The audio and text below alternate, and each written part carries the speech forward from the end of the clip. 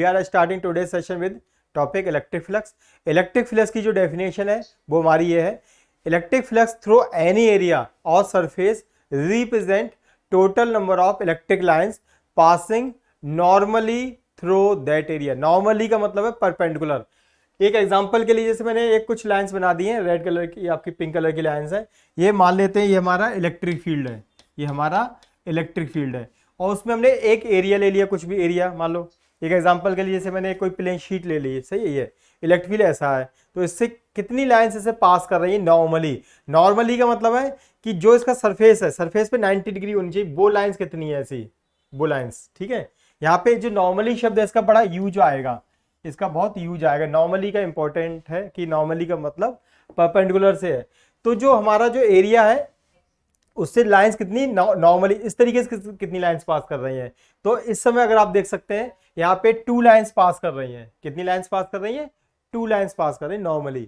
और अगर ये हमारा इस पे एक्चुअली पता कैसे चलेगा कि हमारा नॉर्मली इस सभी 90 डिग्री का एंगल, जो हमारा जो एरिया है, एरिया हमारा इस तरीके से है और जो लाइन हमारी ऐसी, इसमें 90 डिग्री का एंगल है। अगर हमारा एरिया ऐसा होता तो इसके साथ एरिया के साथ में इलेक्ट्रिक फील्ड का एंगल कितना है, एरिया हमारा ऐसा है और इलेक्ट्रिक फील्ड भी ऐसा है, तो इसमें उस समय एंगल होता है 0। यहाँ पे एंगल कितना हमारा 90 डिग्री। तो लाइन हमारे एरिया को कितना पेनिट्रेट कर रही है, लाइंस जो है वो एरिया को कितना पेनिट्रेट कर रही है, और पेनिट्रेट का मतलब उसके आर पार जा रही है और 90 डिग्री का एंगल बना रही है, ठीक है। तो यहाँ पे अगर देखेंगे तो हम देख सकते हैं यहाँ पे कितनी लाइंस हमारी पास कर रही है, 2 लाइंस हमारी पास कर रही हैं। तो जो इलेक्ट्रिक फ्लक्स है वो एक तरीके से कहीं ना कहीं इलेक्ट्रिक फील्ड ही है। इलेक्ट्रिक फ्लक्स और इलेक्ट्रिक फील्ड में कोई खास अंतर नहीं है। Number of electric field lines, एक तरीके से number of electric field lines, तो हम कह सकते हैं जो हमारा यहाँ पे लिखा हुआ है जो फ्लक्स है number of electric field lines पे डिपेंड करेगा। अगर हमारी इलेक्ट्रिक फील्ड की लाइन बढ़ेंगी तो हमारा फ्लक्स हमारा बढ़ेगा। तो फ्लक्स एक तरीके से इलेक्ट्रिक फील्ड ही है, फ्लक्स हमारा इलेक्ट्रिक फील्ड ही है। बस क्या है कि कितनी लाइंस हमारे इस एरिया से नॉर्मली पास कर रही, ज्यादा लाइंस इलेक्ट्रिक फील्ड की पास कर रही तो फ्लक्स हमारा ज्यादा है। More the lines more the flux, less lines less flux. और अगर फ्लक्स है ही नहीं, इलेक्ट्रिक फील्ड है ही नहीं, तो फ्लक्स भी नहीं है। तो आप ये देख सकते हैं जो फ्लक्स है वो कहीं ना कहीं हमारे इस एरिया बढ़ने पे बढ़ेगा। आप देखो क्या अगर एरिया बढ़ेगा तो हमारा फ्लक्स बढ़ेगा नहीं बढ़ेगा, है ना। जैसे फॉर एग्जांपल एक एरिया है ये है और एक एरिया हमारा बड़ा वाला है, तो कौन से एरिया में ज्यादा फ्लक्स होगा, पहले वाले में, फर्स्ट वाले में, सेकंड वाले में? सेकंड वाले में, क्योंकि इसका एरिया ज्यादा है। तो आप देख सकते हैं छोटे वाले एरिया से 2 लाइंस पेनिट्रेट कर रही हैं, बड़े वाले एरिया से 4 लाइंस हमारी पेनिट्रेट कर रही हैं। इसका मतलब ये हमारा area more the area more the flux, ज्यादा एरिया से ज्यादा फ्लक्स पास होने की प्रोबेबिलिटी है। और एक पॉइंट और है, फ्लक्स जो है वो इलेक्ट्रिक फील्ड पे प्रोपोर्शनल होता है, इलेक्ट्रिक फील्ड बढ़ने पे भी फ्लक्स बढ़ेगा। क्यों बढ़ेगा? एग्जांपल ले लेते हैं। इलेक्ट्रिक फील्ड का मतलब है नंबर ऑफ, कि जहां पे लाइन की डेंसिटी बढ़ती है वहां पे इलेक्ट्रिक फील्ड बढ़ जाता है। आपने अगर पढ़ा होगा इलेक्ट्रिक फील्ड के बारे में तो वहां पे पढ़ा होगा कि अगर हमारा इलेक्ट्रिक फील्ड बढ़ता है तो लाइन की वहां पे डेंसिटी ज्यादा होती है। फॉर एग्जाम्पल अगर एक इलेक्ट्रिक फील्ड ये है और एक इलेक्ट्रिक फील्ड हमारे पास ये है, कलर चेंज कर देता हूं जैसा कलर पहले बनाया था। तो अब बताओ कौन से में दोनों में से कौन सा इलेक्ट्रिक फील्ड स्ट्रॉन्ग है, बताओ दोनों में से, फर्स्ट वाला है सेकंड वाला? सेकंड वाला। नंबर ऑफ लाइंस पे भी डिपेंड करता है ना, तो नंबर ऑफ लाइंस पे भी डिपेंड करता है। तो एग्जांपल के लिए अगर इसी जगह पे अगर हमारी इलेक्ट्रिक फील्ड की इंटेंसिटी बढ़ जाए तो इलेक्ट्रिक फील्ड की इंटेंसिटी बढ़ गई, इलेक्ट्रिक फील्ड की अमाउंट हमारी बढ़ गई, नंबर ऑफ लाइंस बढ़ गई, तो भी हमारा फ्लक्स बढ़ेगा नहीं बढ़ेगा? पहले इसी छोटे वाले एरिया से 2 लाइन्स आ रही थी, अब 4 लाइन्स जा रही हैं, 5 लाइन्स जा रही हैं। तो ये बात हमें समझ में आ गई, जो फ्लक्स है वो एरिया के प्रोपोर्शनल है, एरिया बढ़ने पे फ्लक्स बढ़ेगा और इलेक्ट्रिक फील्ड बढ़ने पे फ्लक्स बढ़ेगा। एक पॉइंट और है, एक पॉइंट और है कि अगर हमारा इलेक्ट्रिक फील्ड मतलब एरिया हमारा ऐसा है, यानी कि यहाँ पे एक नया टर्म यूज करते हैं एरिया वेक्टर का। एरिया वैसे वेक्टर होता नहीं है, एरिया वैसे वेक्टर होता नहीं है, एरिया की स्केलर क्वांटिटी है, लेकिन यहाँ पे एरिया वेक्टर की एक परिकल्पना की गई है, एक हाइपोथेसिस है कि जैसे कोई भी अगर ये पॉइंट, ये एरिया है, मतलब ये एरिया, तो इसकी सरफेस के परपेंडिकुलर क्या होगा, एरिया वेक्टर। एरिया वेक्टर क्या होगा, सरफेस के परपेंडिकुलर। तो जो येलो वाला जो सरफेस है उसका एरिया वेक्टर देखो कहाँ होगा, तो मैं कलर थोड़ा चेंज करता हूँ, मैं चलो रेड कलर बना देता हूँ। तो इसका एरिया वेक्टर इधर होगा और इस वाले का भी एरिया वेक्टर इधर होगा। तो आप ये देख सकते हैं जब एरिया वेक्टर और इलेक्ट्रिक फील्ड के बीच में एंगल जीरो है, जब एरिया वेक्टर और इलेक्ट्रिक फील्ड के बीच में एंगल कितना है, जीरो, तो जीरो पे कितना फ्लक्स का मैक्सिमम। तो जब एंगल हमारा जीरो है, 0 डिग्री है, तो फ्लक्स हमारा क्या है, मैक्सिमम होता है, एरिया के साथ रिलेशन है। और अगर हमारा एरिया ऐसा कर जाए ऐसे, तो एरिया वेक्टर तो एरिया पे एरिया वेक्टर परपेंडिकुलर होता है। एरिया अगर हमारा ऐसा कर गया तो अब हमारा कितना एंगल है एरिया वेक्टर का इलेक्ट्रिक फील्ड के साथ, 90 डिग्री, 90 डिग्री। तो उस समय हमारा फ्लक्स कितना होगा, जीरो। जब हमारा एंगल हो गया 90 डिग्री, 90 डिग्री, तो फ्लक्स हो गया हमारा मिनिमम यानी कि जीरो। ठीक है, कैसे, देखो फॉर एग्जांपल देखते हैं कि अगर हमारा इस तरीके से एरिया है तो सारी लाइन से पेनिट्रेट कर रही है, और जब ये ऐसा हो गया तो कोई भी लाइन इसको पेनिट्रेट नहीं करेगी, इससे बाईपास हो जाएंगी, ऊपर नीचे निकल जाएंगी। ठीक है, तो ये वाली बात हुई। तो ये कब होता है, जब ऐसी कॉज में होता है या साइन में ऐसा होता है, जीरो पे वैल्यू मैक्सिमम हो और 90 पे जीरो, रिवर्स में, ये कॉज में होता है, कॉस थीटा में ऐसा होता है। साइन में क्या होता है, जीरो पे जीरो और 90 पे मैक्सिमम, यहाँ पे रिवर्स है, जीरो पे मैक्सिमम 90 पे जीरो, रिवर्स है यहाँ पे, यानी कॉस थीटा लगेगा। यानी कि जो हमारा फ्लक्स है, फ्लक्स प्रोपोर्शनल होगा कॉस थीटा के। तो हमारा, ठीक है, ये हमारा इसको कंबाइंड रूप से फॉर्मूला बनाया, तो हमने कहा ये हमारा फॉर्मूला बन गया, फ्लक्स का फॉर्मूला बन गया ई ए कॉस थीटा। क्या फॉर्मूला बन गया, फ्लक्स हमारा बना ई ए कॉस थीटा, सबको कंबाइंड कर दिया ई ए कॉस थीटा, और इसको डॉट प्रोडक्ट के रूप में बोल सकते हैं E dot A vector, E dot A vector. तो हमारा फ्लक्स का फॉर्मूला बन गया ई डॉट ए। और ये जो नोट में मैंने आपको बताया था वही नोट है, direction of area vector is perpendicular to the surface. ये अगर हमारा सरफेस है तो इस एरिया वेक्टर के परपेंडिकुलर होगा, इसको कहेंगे एरिया वेक्टर, एरिया और वेक्टर का निशान लगेगा, एरिया वेक्टर, इसे नोट करेंगे। खैर, ये बेसिक था हमारा इलेक्ट्रिक फ्लक्स का।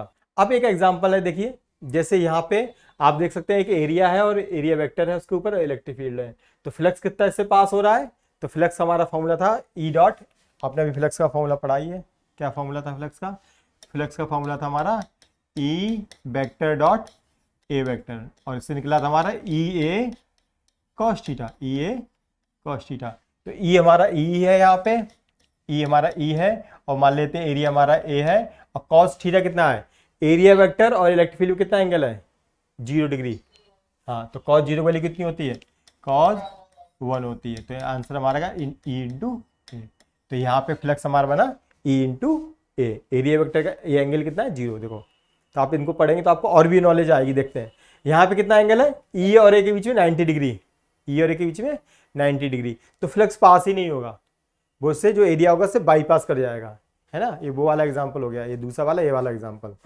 तो इलेक्ट्रिक लाइन्स इससे ऊपर और नीचे निकल जाएंगी, इसको एरिया को पेनिट्रेट ही नहीं कर पाएंगी, एरिया को पेनिट्रेट नहीं कर पाएंगी। तो यहाँ पे फ्लक्स फिर से 0 हो गया। ये वाला केस हमने सॉल्व कर लिया, ये वाला केस सॉल्व कर लिया। अच्छा, यहाँ देखते हैं थर्ड केस। अब हम थोड़ा लेवल अपना बढ़ाते हैं, थोड़ी नई नई चीजें सीखते हैं। ये हमारा जो क्यूब है, एक क्यूब में पूछा कि नेट फ्लक्स क्या है, मान लो नेट फ्लक्स कितना है, नेट फ्लक्स। तो आप ये देख सकते हो जितना आ रहा है उतना ही बाहर जा रहा है, इस सरफेस से एंटर कर रहा है, इधर वाली सरफेस से, है ना, लेफ्ट हैंड सरफेस से एंट्री कर रहा है और राइट हैंड सरफेस से निकल रहा है।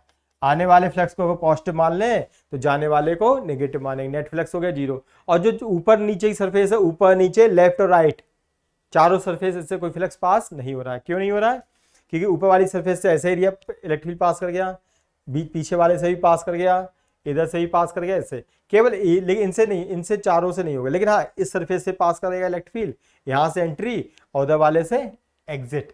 इन दो सरफेस से जो मैंने पिंक बनाई है, इन सरफेस, एक सरफेस पे आएगा, दूसरी सरफेस से जाएगा, बाकी सारी सरफेस पे क्या रहेगा, 90 डिग्री का एंगल रहेगा एरिया वेक्टर का। क्यों, यहाँ पे देखो एरिया वेक्टर ऐसा बनेगा, ऊपर, यहाँ पे नीचे बनेगा, बाहर वाली सरफेस पे बाहर बनेगा और अंदर वाली सरफेस पे अंदर बनेगा, लेकिन चारों सरफेस का इलेक्ट्रिक फील्ड के साथ में एंगल 0 बनेगा।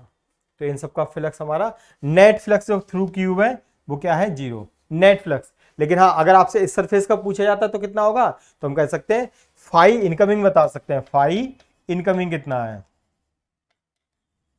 तो फाई क्या, ई इंटू ए। देखिए यहाँ पे इलेक्ट्रिक फील्ड किधर है, अंदर को, और इसका एरिया वेक्टर कितना है, इधर के लिए, और इलेक्ट्रिक फील्ड इधर के लिए, और हमारा एरिया वेक्टर इतना, दोनों के बीच में एंगल कितना बताइए, कितना एंगल है, 180 डिग्री। बिल्कुल सही बोला आपने, तो ई ए हमने इसका एरिया मान लिया, जो पिंक है हमने उसका एरिया ए मान लिया, ई ए कॉस 180 डिग्री, कॉस 180 की वैल्यू होती है -1, तो ई माइनस ई इंटू ए। ऐसे ही माइनस ई ए यहाँ बनेगा, यहाँ पे प्लस ई ए बनेगा, यहाँ पे प्लस ई ए बनेगा, क्यों? यहाँ पे इलेक्ट्रिक फील्ड और एरिया वेक्टर का एंगल होगा 0। तो ई इनकमिंग हमारा ये है, और ई एग्जिट कितना है जो बाहर निकल रहा है, ई एग्जिट हमारा हो जाएगा ई ए कॉस 0 डिग्री, कॉस 0 की वैल्यू 1 होती तो हो गया ई ए। अब यहाँ पे ये है हमारा, इसके लिए इनकमिंग पूछा है, नेट फ्लक्स नहीं पूछा है, जैसे आपने आंसर 0 दे दोगे तो उन्होंने नेट फ्लक्स पूछा ही नहीं, फाई इनकमिंग पूछा। एक सिलेंडर रखा हुआ है, cylinder of radius R and length L is putting in a electric field E, तो what is the net incoming flux, कितना फ्लक्स हमारा इनकमिंग होगा। तो इसको करेंगे कैसे, जो सिलेंडर है, थोड़ा सा आइडिया दिखाते हैं, आपको बताते हैं, फिर अगला मतलब आपसे पूछूंगा।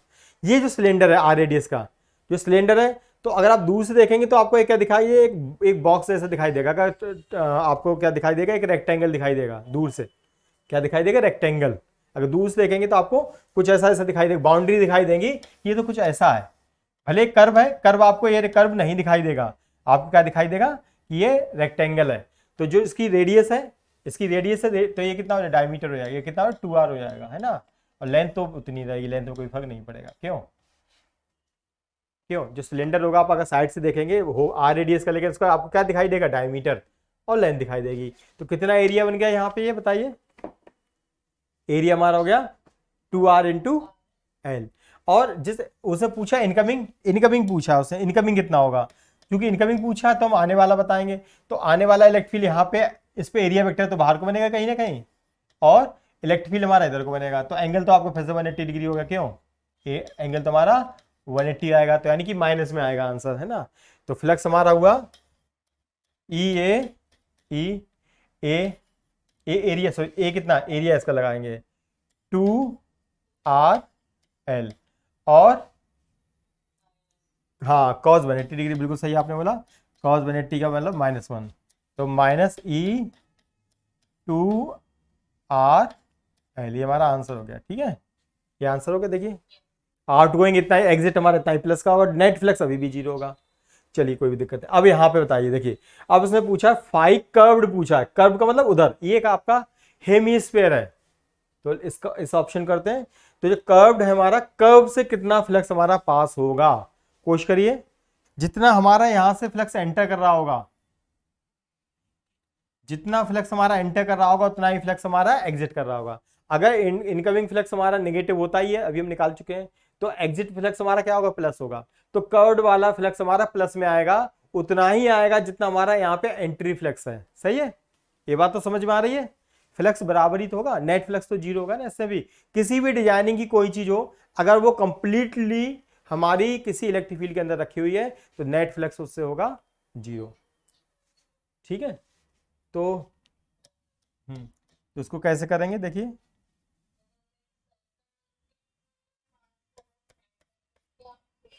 हाँ, तो हमें सर्कल का फ्लक्स देख लेंगे, कितना एंट्री हो रहा है उतना ही एग्जिट करेगा।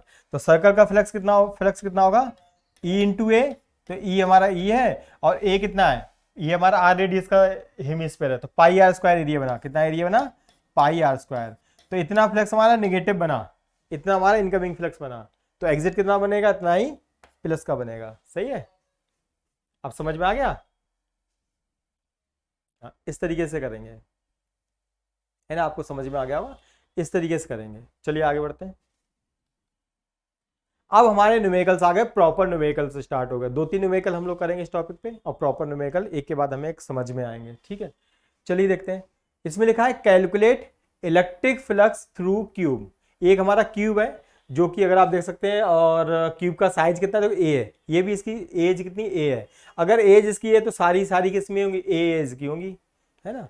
तो हमारा क्यूब है जो हमारी एक तरीके से एक्सीज है, इन पे ये जो ओरिजिन है उससे ए डिस्टेंस पे रखा हुआ है, ए डिस्टेंस पे रखा हुआ है। तो हमें कितना बताना है, नेट फ्लक्स बताना है। अब आप पहले देखो इलेक्ट्रिक फील्ड है किस डायरेक्शन में, तो आपने नोट किया भैया इलेक्ट्रिक फील्ड तो मेरा अलोंग एक्स एक्सिस है, क्यों आई कैप लगा हुआ है ना, आई कैप का मतलब अलोंग एक्सिस है। ठीक है, तो हमारा इलेक्ट्रिक फील्ड ऐसा है और कहीं है ही नहीं, केवल अलॉन्ग एक्स एक्सिस है, यानी इलेक्ट्रिक फील्ड हमारा सारा का सारा ऐसा है। बताओ ये बात समझ में आ गई? ठीक है, अब हमने देखा कि हमारा जो इसमें 6 सरफेस होती है क्यूब में, एक तो 1 इधर वाली है, 2 इधर वाली है, 3 नीचे वाली, 4 ऊपर वाली, 5 और 6 इसमें लिखी नहीं है, लेकिन 5 अंदर होगी, 6 बाहर होगी। ठीक है, ये सरफेस है। तो आप देख सकते हो जो 1 सरफेस है, 1 ये वाली सरफेस जो पहली सरफेस है, उस पर तुम्हारा क्या कर रहा है, एंट्री हो रही है, उसमें फ्लक्स की क्या हो रही है, एंट्री। इस पे तो एंट्री हो रही है, देखो पहली वाली सरफेस पे, ये सुनो, और दूसरे पे एग्जिट हो रही है। ठीक है, और बाकी चारों सरफेस बेकार है। क्यों बेकार है? क्योंकि सभी पे एंगल बनना 90, सभी पे एंगल बनना 90 इलेक्ट्रिक फील्ड के साथ। देखो पहली सबसे ऊपर वाली सरफेस का इलेक्ट्रिक फील्ड के साथ एंगल देखो 90, नीचे उसका एरिया वेक्टर बनाएंगे ना, फोर्थ सरफेस पे हमने एरिया मतलब वेक्टर बनाया, एरिया वेक्टर ये बना, तो एरिया वेक्टर का इलेक्ट्रिक फील्ड के साथ एंगल कितना है, 90। जो हमारी नीचे वाली सरफेस है उसका एरिया वेक्टर इलेक्ट्रिक फील्ड के साथ कितना है, 90। जो बाहर वाली सरफेस है उसका एरिया वेक्टर बाहर को है 90, पीछे वाली सरफेस है उसका वो एरिया वेक्टर अंदर को है 90। तो सारे के एंगल, चारों की चारों जो हमारी कर्व है, सॉरी चारों की चारों जो हमारी सरफेसेस हैं, उनका इलेक्ट्रिक फील्ड के साथ में एंगल है हमारा 90। केवल दो हमारी ऐसी सरफेस है जो इधर वाली सरफेस है इसके साथ 180 का एंगल है, और इस वाली सरफेस के साथ में 0 डिग्री का एंगल है। क्यों बता? केवल हाँ, इसमें नेगेटिव फ्लक्स आएगा, इसमें पॉजिटिव फ्लक्स आएगा, बाकी सभी में फ्लक्स होगा 0। तो ये जो थर्ड सरफेस है, फोर्थ सरफेस है, तो थर्ड और फोर्थ पे इनका नाम जो भी है, थर्ड है, फोर्थ है, 1 है, 2 होता, हमें कोई रटने वाली बात नहीं है। 1 2 तो नहीं था, क्या था इसमें, क्या था हमारा, हाँ वो अच्छा ये 1, हाँ। तो जो 1 2 सरफेस हमारी 1 और 2 सरफेस है, इन्हीं में हमारा फ्लक्स है। तो पहली फ्लक्स जब हम करेंगे for surface, for surface 1 surface के लिए सॉल्व कर रहे हैं। ठीक है, कितना सिंपल सा है, 1 सरफेस के लिए बात कर रहे हैं। तो उसका एरिया कितना है 1 सरफेस का एरिया, मतलब आपका अब जो क्यूब है, क्यूब का एरिया हर उसका सरफेस का एरिया ए स्क्वायर ही होगा, तो हमारा एरिया होगा ए स्क्वायर, वो भी स्मॉल एरिया ए स्क्वायर, कोई दिक्कत नहीं है। और एंगल कितना है इसी समय, इस एरिया वेक्टर बनेगा बाहर इधर को, और इलेक्ट्रिक फील्ड हमारा उधर को टुवर्ड साइड, तो एंगल हमारा थीटा डिग्री हो गया 180 डिग्री, है ना, कोई दिक्कत नहीं है। और इस सरफेस पे एक्स की वैल्यू कितनी है, एक्स मतलब इस सरफेस पे, ये पूरी सरफेस पे एक वैल्यू कॉमन है, एक्स इक्वल टू ए।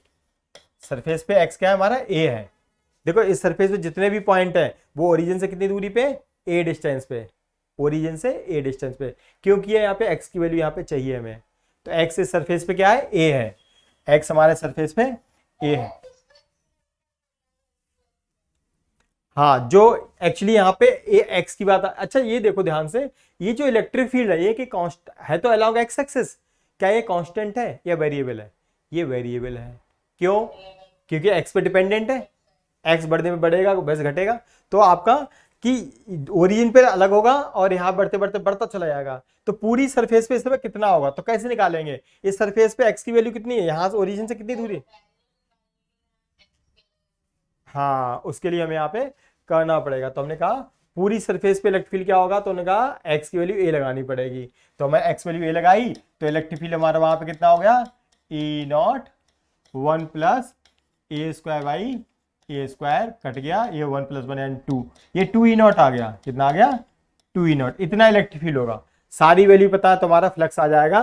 तो जो हमने कहा पहली सरफेस है चूंकि, तो इसको फाई 1 लिखेंगे, तो ई हमारा ई ए कॉस थीटा हमारा फॉर्मूला लगेगा, तो ई हमारा कितना है 2 ई नॉट है, ये तो फॉर्मूला है, इसे वैल्यू पुट कर रहे हैं, ए स्क्वायर की जगह लगे, एरिया की जगह लगेगा स्मॉल ए स्क्वायर, और कॉस हमारा 180 डिग्री, यानी कि माइनस का 2 ई नॉट ए स्क्वायर। बताइए सही है? चलिए, तो ये हमारा सरफेस 1 के लिए हो गया। अब हम करेंगे सरफेस 2 के लिए, फॉर सरफेस 2, सेकेंड सरफेस के लिए करेंगे, कौन सरफेस, सॉरी हाँ 2 सरफेस, फॉर 2 सरफेस के लिए करेंगे। अब 2 सरफेस पे देखिए एरिया कितना है, फिर से ए स्क्वायर, और हमारा थीटा कितना है बताइए, यहाँ पे एरिया वेक्टर और इलेक्ट्रिक फील्ड में एंगल कितना है बताइए, हाँ वेरी गुड 0 एंगल है। और इस सरफेस पे ए की वैल्यू कितनी है, सॉरी एक्स की वैल्यू 2 है, वेरी गुड, अब तो सही बोला, अब सारा वो सही हो गया। x equal to 2a।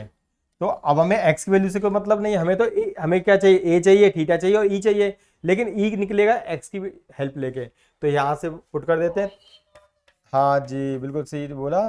तो e हमारा जो हो गया E naught 1 plus x square यानी 2a का स्क्वायर, 2a स्क्वायर का स्क्वायर क्या होगा 4a स्क्वायर डिवाइड बाई, हमने x की जगह रख दिया 2a, तो 2a का स्क्वायर हुआ 4a स्क्वायर, तो a स्क्वायर से स्क्वायर कट गया, 4 प्लस 1 5 यानी 5 ई नॉट हो गया, 5 ई नॉट। ये सारी वैल्यू पुट कर देंगे तो हमारा 5 2 आ जाएगा, 5 2। तो e कितना है हमारा 5 ई नॉट और एरिया हमारा a स्क्वायर और एंगल हमारा cos 0 वैल्यू होती है 1, तो 5 ई नॉट ए स्क्वायर ये हमारा।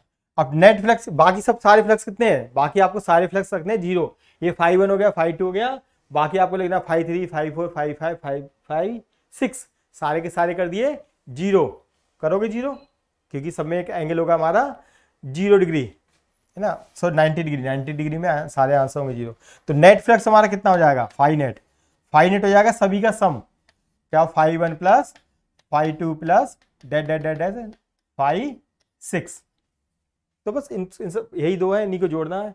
तो 5 ई नॉट ए स्क्वायर में से ये घट जाएगा, तो 5 ई नॉट ए स्क्वायर में से 2 ई नॉट ए स्क्वायर घटेगा, यानी आ जाएगा 3 E naught A square equal to 3 E naught A square. ये हमारा आंसर आ गया, सही है। आई होप आपको समझ में आ गया, बहुत सीधे सीधे कराया है, सिंपल सा है, कोई हार्ड नहीं है ना, सिंपल सा इस तरीके से करें।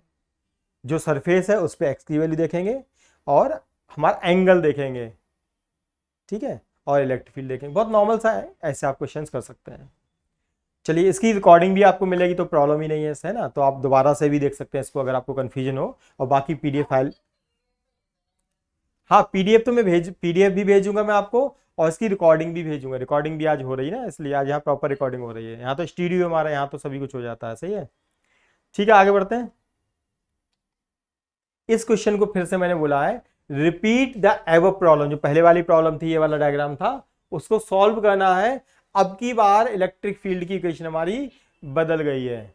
अब आप देख सकते हो electric field is a combination of electric field along x axis, electric field along y axis. इसमें दो इलेक्ट्रिक फील्ड है, अलोंग एक्स एक्सिस और अलोंग वाई एक्सिस, ठीक है, इस तरीके से करेंगे, ठीक है। When electric field is along x axis, या ऐसा कर सकते हैं, इलेक्ट्रिक फील्ड तो देखो दोनों डायरेक्शन में है, हम उस पार्ट को कंसीडर कर रहे हैं जब electric field along x axis है, तो x एक्सिस पे y क्या होता है, या ऐसा कर सकते हैं अलॉन्ग x एक्सिस, तो x एक्सिस पे y क्या होता है, 0 होता है, x एक्सिस पे y 0 होता है, y एक्सिस पे x 0 होता है, आपको पता ही है, ठीक है। तो हमारा उस समय इलेक्ट्रिक फील्ड क्या हो गया, इलेक्ट्रिक फील्ड हमारा हो गया ई नॉट और एक्स स्क्वायर वाई, देखो हाँ उसको दोबारा करेंगे, दोनों को देखें, नेट फ्लक्स निकालेंगे, फिर नेट फ्लक्स, हाँ हाँ दोनों, सारा इसमें भी निकालेंगे, सारा उसमें भी निकालेंगे, ठीक है। और वैसे भी ये बात पता है, अगर हम अलॉन्ग ये वाला ये जो इलेक्ट्रिक फील्ड है, इससे इसमें दो तरीके के इलेक्ट्रिक फील्ड है, कहने का मीनिंग है, देखिए कि कुछ हमारी लाइन्स ऐसी हैं, सॉरी कुछ हमारी लाइन्स ऐसी हैं, ठीक है, कुछ हमारी लाइन्स ऐसी हैं और कुछ हमारी लाइन्स ऐसी हैं, ठीक ठीक है, दोनों ही तरीके के इलेक्ट्रिक फील्ड लाइन है हमारी। तो हम अलाउ ये लाइन कंसीडर करेंगे एक बार, इससे देखेंगे कितना फ्लक्स हो रहा है टोटल, और एक बार इससे फ्लक्स देखेंगे निकाल के, इस तरीके सॉल्व करेंगे, है ना, ठीक है, दोनों ही वहां पे इलेक्ट्रिक फ्लक्स हमारे।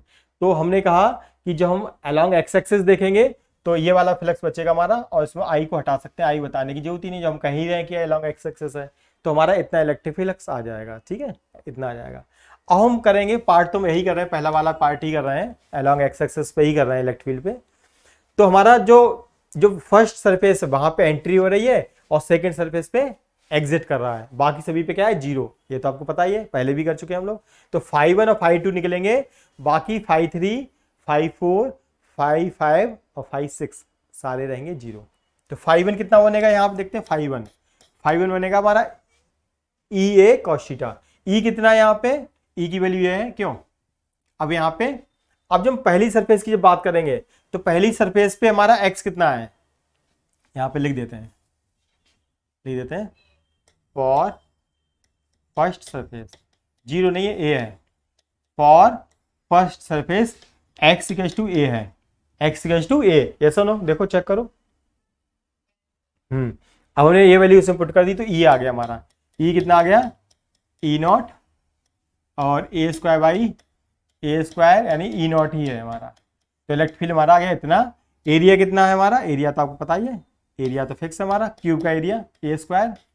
और एंगल कितना पहली वाली सरफेस के लिए, थीटा इक्वल्स टू 180 डिग्री, सही है 180 डिग्री। तो हमारा फ्लक्स आ गया, यानी पहली सरफेस की बात कर रहे हैं तो फ्लक्स हमारा आया ई ए कॉस थीटा, ई है ई नॉट, ए हमारा ए स्क्वायर और कॉस 180 डिग्री, कॉस 180 डिग्री। तो ये वैल्यू माइनस होगी, minus E naught A square. ये हमारा इतना इलेक्ट्रिक फील्ड आ गया, ठीक है, इतना इलेक्ट्रिक फील्ड आ गया पहली सरफेस से। अब हम करेंगे दूसरी सरफेस की बात, फाई 2, तो मतलब कि सेकेंड सरफेस से बात करेंगे। For second surface, for second surface, second surface के लिए एक्स की वैल्यू कितनी बताइए जल्दी से।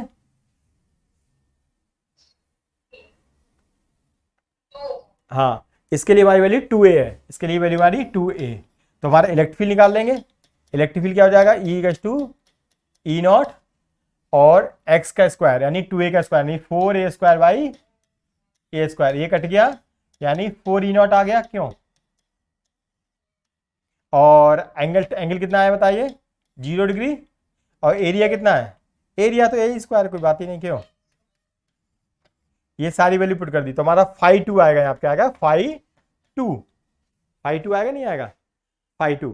तो phi E A cos theta, ई कितना है 4 ई नॉट ए स्क्वायर और कॉस 0 वैल्यू 1 होती है, यानी यही आ गया आंसर। यानी हमारा आंसर आ गया 4, ये ई नॉट है, ठीक है, 4 ई नॉट ए स्क्वायर। तो हमारा इस कंडीशन में नेट फ्लक्स बाद में जोड़ देंगे, लेकिन नेट फ्लक्स हमारा कितना आया है, आप इनको भी जोड़ सकते हैं। अभी तो हमें 2 पार्ट और करने हैं, तो 5 1 5 2 ये आ गए, इनको भी, या यहीं पे इनका आंसर निकाल सकते हैं। हमारा कितना हुआ है यहाँ पे नेट फ्लक्स, कितना हुआ इस कंडीशन में, 5 नेट कितना आया है यहाँ पे चेक। हाँ, तो 5 नेट इस केस में आया, 5 नेट हमारा दोनों का सम इसमें से चला जाएगा, 3 ई नॉट ए स्क्वायर हमारा आंसर आ गया, सही है, ठीक है। इसका यूज कर लेंगे आगे चल के, इसको जब हम अभी दोनों पार्ट नहीं देखेंगे, हमको क्या देखेंगे, यही डायरेक्ट देखेंगे इसका आंसर, और अगले वाले में भी ऐसे निकालेंगे, उसका इन दोनों को ऐड कर देंगे वहां पे, सही। तो नेट फ्लक्स हमारा ओवरऑल आ जाएगा, ठीक है। अब हम करते हैं इसका ये वाला पार्ट फिर से, consider y component, y component of electric field का वाई कंपोनेंट कंसीडर कर रहे हैं। वाई एक्सिस पे क्या है, एक्स क्या होता है, 0 होता है। वाई एक्सिस पे एक्स, वाई एक्सिस के लॉन्ग देखेंगे तो उस पे एक्स हमेशा क्या रहेगा, 0 रहेगा। तो हमारा जो ई हो गया, ई बराबर ई नॉट, और एक्स 0 होने पे ये वाला पोजीशन लगा, यही यानी कि तभी तुम कहते हैं इसको, ये कंपोनेंट हमारा क्या हुआ, यही तो हुआ वाई बाई ए, यही तो हुआ ये। तो ये हमारा तभी तो जिसमें एक्स कम, ये वाला अलॉन्ग एक्स एक्सिस था, ये अलॉन्ग वाई एक्सिस था, तो ये वाला मिले ना, तो अपने आप ऑटोमेटिक 0 हो गया, हमने एक्स रखा 0, ठीक है। चलिए कोई बात नहीं, तो हमारा ये इलेक्ट्रिक फील्ड आ गया, तो y axis along y axis है, तो ठीक है। अब हाँ, अभी देखते हैं, अब यहाँ पे थोड़ा सा ध्यान देना है, थोड़ा सा एक यहाँ पे बड़ा इंपॉर्टेंट पॉइंट है, वो देखिए क्या है। अब यहाँ पे थर्ड और फोर्थ सरफेस पे देखिए, ये जो हमारा इलेक्ट्रिक फील्ड है, ये हमारा इलेक्ट्रिक फील्ड कैसा है, ये हमारा वर्टिकल बर्ड है, ये कैसा है, ऐसा इलेक्ट्रिक फील्ड है। तो ये जो इलेक्ट्रिक फील्ड हमारा है, ये कौन कौन सी सरफेस पे 0 है, तो आप देख सकते हैं ये हमारा 1 और 2 पे 0 है, क्यों, 1 सरफेस का एंगल कितना 90 डिग्री, 2 सरफेस का एंगल 90 डिग्री, यस और नो। और जो हमारी बाहर वाली सरफेस है 5, अंदर वाली 6 है, उनका भी एंगल 0 है। देखो ध्यान से, देखो फिर से बोल रहा हूं, जो 1 सरफेस है उसका इलेक्ट्रिक, ये इलेक्ट्रिक फील्ड है हमारा, जो ये वो इलेक्ट्रिक फील्ड है अलोंग द वाई एक्सिस। तो इस इलेक्ट्रिक फील्ड का जो 1 सरफेस है उसका 90 और जो 2 सरफेस उसका 90, सही है। और 3 के साथ में 0, बस 3 के साथ में 180, 3 नीचे के लिए, और 4 के साथ में 0। बाकी जो 5 और 6 है उनमें भी 90 एंगल बनेगा। 5 मान लो अंदर है, अंदर तो इलेक्ट्रिक फील्ड का एंगल 90, ये 6 जो है बाहर को, 6 है बाहर को, इसका एंगल 90। तो now we are considering now we are considering y component, along y component हम बात कर रहे हैं, तो ये हमारा आ गया, इसमें जे को हम हटा सकते हैं, जे की, क्योंकि अलॉन्ग वाई एक्सिस का है तो जे कहने की जरूरत ही नहीं, पता ही है कि यही कंपोनेंट हमारा ऊपर को आएगा। अब देखो ध्यान से, ये जो इलेक्ट्रिक फील्ड है ये दो जगह काम करेगा केवल, ये नीचे वाली सरफेस से एंट्री कर रहा है और ऊपर वाली सरफेस से एग्जिट कर रहा है। बाकी जो चार सरफेस हैं, चार की चारों सरफेस से 90 डिग्री का एंगल है, चेक कर लो आप अपने आप चेक कर लो, है ना। केवल नीचे से एंट्री कर रहा है, ऊपर से एग्जिट कर रहा है, बाकी बाहर इधर वाली सरफेस से भी 90 डिग्री, ये वाली सरफेस पे एंगल ऐसा है, इधर वाली सरफेस पे एंगल ऐसा है, बाहरी वाली सरफेस पे ऐसे है, उधर वाली सरफेस पे ऐसे है। तो चार सरफेस पे है 90 डिग्री, केवल दो सरफेस पे हमारा यहाँ से एंट्री यहाँ से एग्जिट, यहाँ पे एंगल हमारा कितना है 180 और यहाँ पे 0 डिग्री। तो हम थर्ड सरफेस की बात कर रहे हैं। अब हम यहाँ निकालेंगे फाई 3 थर्ड सरफेस पे, बाकी पे किसी भी निकलेगा नहीं। तो थर्ड सरफेस हमारी किस पे है, ये केवल ओरिजिन वाली एक्सेस पे के अलोंग है, तो इस एक्सेस पे एक्स भी 0 होगा, इस एक्सेस सॉरी इस एक्सेस पे वाई क्या होगा 0 होगा, इस एक्सेस पे इस पूरी सरफेस में। हाँ ये पॉइंट बड़ा इंपॉर्टेंट है, यही बच्चे कंफ्यूजन कर सकते हैं, यहाँ गलती कर सकते हैं, बाकी सब कर लेंगे वो। इस एक्सेस पे जब हम फाई 3 निकालेंगे तो फाई 3 का मतलब इस सरफेस की बात चल रही है, इस सरफेस की, और ये सरफेस कहाँ रखी है, एक्स एक्सेस पे रखी हुई है, एक्सेस पे ऊपर नीचे नहीं है, एक्स एक्सेस पे है, और एक्स एक्सेस पे वाई क्या होता है 0। अगर ये ऊपर बढ़ती तो प्लस का वाई होता, नीचे बढ़ती तो माइनस का वाई होता, और यहाँ तो वाई की वैल्यू क्या है 0। तो ये जो एक्सेस पे फाई 3 के लिए वाई की वैल्यू 0 होगी, वाई 3 सही है। ये पॉइंट आया, देख लो पहले, सोच लो, है ना। और फोर्थ सरफेस पे वाई की वैल्यू कितनी होगी, फोर्थ सरफेस पे वाई की वैल्यू ए होगी, ये कितना ऊपर है ए, सर ए ऊंचाई पे, ये ध्यान देना है बस। हाँ इतना ही सोचना तो आपको समझ में आ जाएगा। तो ठीक है, तो फाई 3 हमारा कर रहे हैं हम लोग। तो फाई 3 के लिए हमने y की वैल्यू 0 रख दी, तो यहाँ y की वैल्यू 0 रखेंगे तो इलेक्ट्रिक फील्ड क्या होगा हमारा 0 हो गया, सही है। तो y 0 रखने पे हमारा E क्या हो गया, देखो 0 हो गया ना, ये जैसे यहाँ y 0 रखेंगे तो 0 हो जाएगा। इलेक्ट्रिक फील्ड 0 हो गया तो फ्लक्स तो ऑटोमेटिक 0 होगा ही होगा, क्यों, फ्लक्स तो 0 होगा ही होगा। E A cos theta, E area A square, और कॉज हमारा ये इस पे एरिया वेक्टर बनेगा नीचे को, एंगल हमारा 180 डिग्री कॉज 180 डिग्री, कुछ भी कर लो लेकिन आंसर तो -0 ही आने वाला है। अब हम करेंगे किसके लिए, हम क्या करेंगे ऊपर वाले के लिए, हम फाई 4 करेंगे, flux through 4 surface, flux through 4 surface. इस सरफेस पे y की वैल्यू कितनी है, ये कितना ऊंचाई पे a, तो y इक्वल्स टू a है, ये ध्यान रखना। अब चूंकि आप मैथमेटिक्स है तो आपको समझ में बात आ रही है, ये वैल्यू पुट कर देंगे तो ये आ जाएगा। ये हमारा कितना आएगा देखिए, e इक्वल्स टू, हाँ ये रख देंगे, ई नॉट आ गया, बिल्कुल सही बोला आपने, ई नॉट आ गया। ये वैल्यू पुट कर देंगे, ई ए कॉस थीटा, ई की जगह ई नॉट, ए की जगह ए स्क्वायर, और ये एंगल इस सरफेस पे एंगल बनेगा, ये एरिया वेक्टर बनेगा ऊपर, और एंगल बनेगा उसका इलेक्ट्रिक फील्ड के साथ 0, तो कॉस 0 वैल्यू लगेगी, कॉस 0 वैल्यू होती है 1, तो हमारा आंसर आ गया ई नॉट ए स्क्वायर। अब हमारा इसमें और कुछ बनेगी, बाकी सबकी वैल्यू आप लिखोगे, लिख देना फाई 3 फाई 4 ही आए हैं, बाकी सारे के सारे 0 हैं।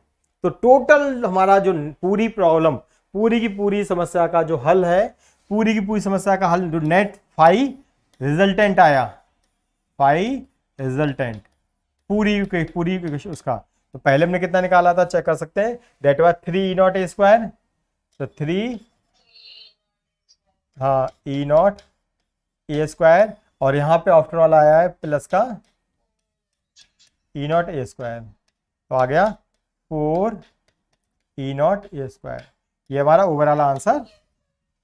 ठीक है, बहुत धीरे धीरे करेंगे, हर सरफेस को इंडिविजुअल निकालेंगे। प्रॉब्लम लंबी दिख रही है लेकिन हार्ड नहीं है, अगर सोचेंगे तो, बस हार्ड नहीं होना चाहिए, लंबी तो सॉल्व होने लगती समय रहते हुए। आपकी इक्वेशंस पता होंगी तो यू कैन डू फास्ट, जल्दी जल्दी कर सकते हैं, कोई प्रॉब्लम नहीं है। ठीक है, और आगे बढ़ते हैं। ये देखिए एक क्वेश्चन हमारे पास और है, लिखा 4 equal charges are placed at 4 corners of a regular pentagon, calculate electric field at the centre. ये क्वेश्चन पढ़ के देखो क्या कह रहा है, how many charges are there, how many charges are there 4, जो कि पेंटागन में कितना होने चाहिए थे, पेंटागन में हमारे पांच कॉर्नर होते हैं, सही है। तो हमारा हाँ तो 5 हाँ बनेंगे 5, लेकिन चार्जेस कितने हैं 4, चार्जेस कितने 4। हाँ तो देखो इसको करने का तरीका ये है, देखिए बता क्या है, इसको क्वेश्चन को बाद में करेंगे, पहले समझेंगे। एक लॉजिक हमारे पास ये होता है, मैं अलग पेज पे करा देता हूँ आपको। लॉजिक ये होता है कि अगर कोई हमारी कोई भी सिस्टम जो हमारा क्या सिमेट्रिकल सिस्टम है, उसमें चार्जेस मान लगा दिए, जैसे एक एग्जांपल ले लेते हैं, हमारा क्या है, इक्विलेटरल ट्रायंगल ले लिया। इक्विलेटरल ट्रायंगल पे हमने मान लो ये चार्जेस ले लिए यहाँ पे,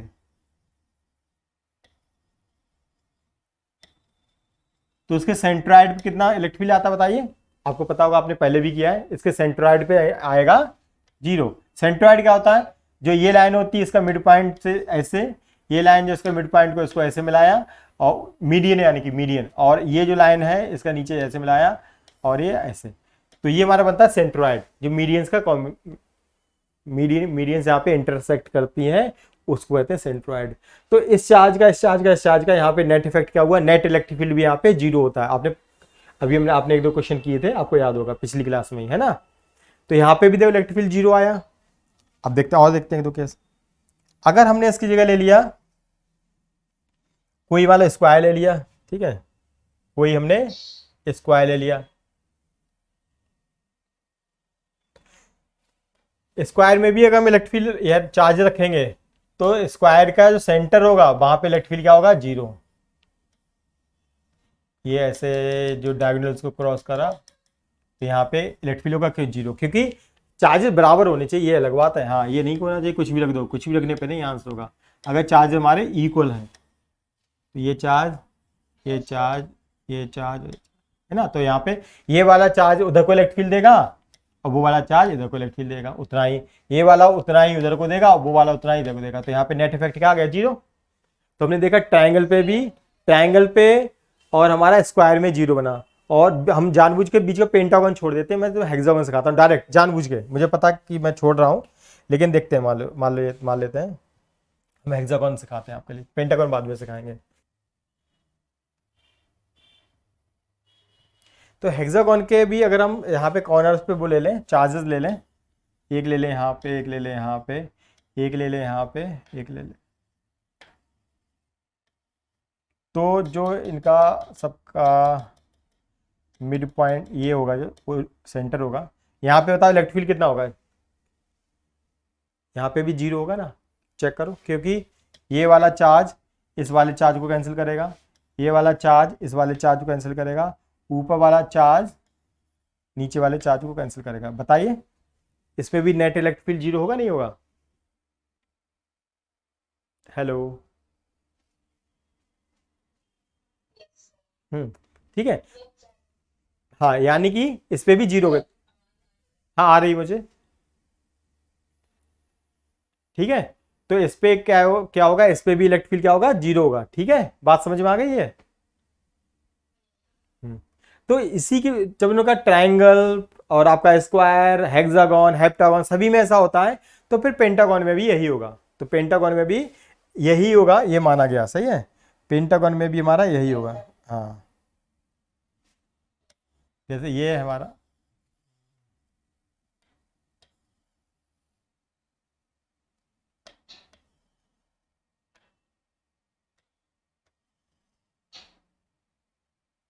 पेंटागन कैसे बनेगा, गलत बना दिया गया, गलत बन गया ये, इससे अच्छा तो वैसे ही बना देंगे। देखो पेंटागन हमारा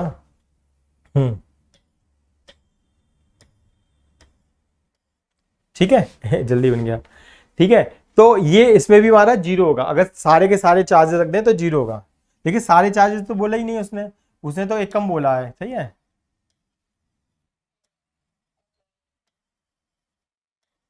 तो इतने ना होके एक कम है, 4 है। अगर 5 होते तो कितना होता है, यहाँ पे 0 होता, 5 होते तो क्या होता, कहीं ना कहीं 0 होता ही 0, इस तरीके से बन रहे थे सारे के सारे 0 होते। लेकिन इसका मतलब है कि एक जो कम है, इसका मतलब क्या है, ये चारों के चारों इधर को इलेक्ट्रिक फील्ड दे रहे थे, और ये उसको बैलेंस कर रहा था। मैंने क्या किया, ये हमारा था Q charge, Q charge, Q charge और क्यू चार्ज, ये हमने बनाया Q charge, Q charge, Q charge, Q charge, Q charge. ये माइनस क्यू के साथ बना दिया। अगर मैं इन दोनों को ऐड करूं, ध्यान सुना, अगर मैं इन दोनों को ऐड करूं तो ये बनेगा, चेक करो। क्यों, कैसे बनेगा, देखो ऊपर ऊपर वाले को ऐड करो, यहाँ क्यू है यहाँ जीरो है तो क्यू बन गया, बिल्कुल ठीक है। ये क्यू है और ये जीरो है, ये बन गया। ये क्यू है और ये सॉरी ये क्यू और ये जीरो, ये बन गया। ये क्यू और ये जीरो, ये बन गया। लेकिन जैसे मैंने इनको ऐड किया, ये क्यू और माइनस क्यू, तो इस वाले कॉर्नर क्या बना, जीरो। क्लियर, अब तो सही है। अरे अब तो सही है, मतलब इन दोनों को ऐड करने पे ये बन जाएगा, इन दोनों को ऐड करने पे ये बन जाएगा। ये क्यू है और ये माइनस क्यू है, ये एक दूसरे को कैंसिल, अगर इसको ओवरलैप कर दे तो इसका इफेक्ट ये बनेगा। तो इसका तो आपको पता है, यहाँ सेंटर पे इफेक्ट क्या बनेगा, इसका सेंटर पे इफेक्ट जीरो। ये तो सीख चुके हैं हम अभी, ये तो मैंने आपको सिखाया है ना कि अगर किसी रेगुलर पॉलीगॉन के वर्टिसेस पे अगर हम चार्ज रखेंगे तो उनका नेट इफेक्ट हमारा सेंटर पे आता है जीरो। रेगुलर पॉलीगॉन कुछ भी हो सकता है, that might be your equilateral triangle, square, hexagon, pentagon, heptagon, octagon, कुछ भी हो सकता है, ठीक है। तो इसका इफेक्ट हो गया जीरो। अब इसका इफेक्ट यहाँ पे क्या बना, सेंटर पे ये नेगेटिव चार्ज है, उसका इलेक्ट्रिक फील्ड किधर बनेगा, इधर बनेगा। बस, बनेगा नहीं बनेगा। तो हम यहाँ पे मान लेते हैं ये जो डिस्टेंस है सेंटर से लेके यहाँ, सेंटर से लेके यहाँ तक डिस्टेंस मान लो x है, वहां पे यहाँ दी जाएगी आपको, क्योंकि आप यहाँ पे निकाल नहीं सकते। या फिर आप इसको मान लो ओ, इसका नाम मान लो ओ ए बी सी डी, मान लो ओ A B C D E, ये सारी ओ से लेके ए, ओ से लेके बी, ओ से लेके सी, ये सारे बराबर होंगे नहीं होंगे, तो ये ओ सही जो भी है, हाँ, तो वो डिस्टेंस आपने ओ ए बोल दो या एक्स बोल दो। तो ये इलेक्ट्रिक फील्ड कितना होगा, क्यू चार्ज से एक्स डिस्टेंस पे इलेक्ट्रिक फील्ड कितना होगा, यहाँ पे भैया आंसर आ जाएगा। इलेक्ट्रिक फील्ड होगा हमारा के Q by R square, 1/4 pi epsilon naught Q divide by जो भी डिस्टेंस है, एक्स मान लो, ओ ए मानो, जो भी है, तो ये आंसर आ गया। ये माइनस साइन नहीं रखेंगे, माइनस का मतलब इलेक्ट्रिक फील्ड इधर को और प्लस होता तो उधर को, क्यों, सोच लो थोड़ा सा है। मैं समराइज कर रहा हूं, पूरा समराइज कर रहा हूं लास्ट में। फिर से मैंने बोला कि कोई भी रेगुलर पॉलीगॉन लेंगे, regular polygon, triangle, square, pentagon, hexagon, heptagon, octagon, कोई भी, उसके अगर सारे के सारे वर्टिसेस पे चार्ज रखेंगे तो उसके सेंटर पे इफेक्ट आने वाला है जीरो। जिनमें से आपको दो तो मैंने खुद करा दिए, एक तो आपने न्यूमेरिकल में किया था पिछली बार, आपने ये भी देखा था, इसका भी जीरो होता है, इसका इफेक्ट जीरो होता है, तो बाकी आप करके देखें वो भी आ जाएंगे, ऐसा नहीं है। लेकिन एक हमारा एक एंटिटी है, एक प्रॉपर्टी है, इसको हम यूज कर सकते हैं। तो somebody saying question is given कि हमसे कहा गया भैया हेप्टागन में, सॉरी पेंटागन में, कि केवल चार चार्ज रखे हैं, पांचवा नहीं रखा, तो क्या इफेक्ट होगा। तो उनका ये जो हमारा जो 4 चार्जेस वाला पेंटागन है, ये हमारा ऐसे बन सकता है, इन दोनों के कॉम्बिनेशन से ये बन जाएगा। तो इसका इफेक्ट हुआ सेंटर पे जीरो, तो उनका ये माइनस चार्ज का इफेक्ट यहाँ पे क्या बनेगा, वो इलेक्ट्रिक फील्ड इधर को बनेगा, बट डिस्टेंस पता होनी चाहिए। तो मैंने कहा मान लो वो डिस्टेंस क्या हमारी एक्स है, तो आंसर हुआ के क्यू बाई एक्स स्क्वायर। तो के की जगह ये 1/4 pi epsilon naught q by x square. Answer आ गया, बताइए, है ना। हाँ हाँ, कहीं और पे भी लगा सकते थे। अब उसने जो डिजाइनिंग दी होगी मैं उसके हिसाब से देखना, देखो इनका देखते हैं, इनका आंसर क्या आएगा। देखिए इन्होंने क्या, इन्होंने बोला यहाँ पे इन्होंने 4 इक्वल चार्ज देते हैं। क्वेश्चन देखो इन्होंने गलती कर रखी है, 4 इक्वल चार्ज देते हैं, लेकिन यहाँ पे 5 लगा रखे हैं, एक कम करना पड़ेगा इन्हें, है ना, 4 लिखा है ना, तो एक कम करना पड़ेगा, वो गलत क्वेश्चन है यहाँ पे, यानी कि एक हटाना पड़ेगा। अब क्वेश्चन हो गया, ठीक है, ये क्वेश्चन हो गया हमारा। हाँ हाँ हाँ, ठीक है। तो इस तरीके से हमारा होगा। तो आज हमने इलेक्ट्रिक फ्लक्स पढ़ा, आज हमने, इससे पहले हम इलेक्ट्रिक फील्ड पढ़ चुके हैं, इलेक्ट्रिक फ्लक्स पढ़ चुके हैं, और नेक्स्ट क्लास में पढ़ेंगे हम गॉस लॉ।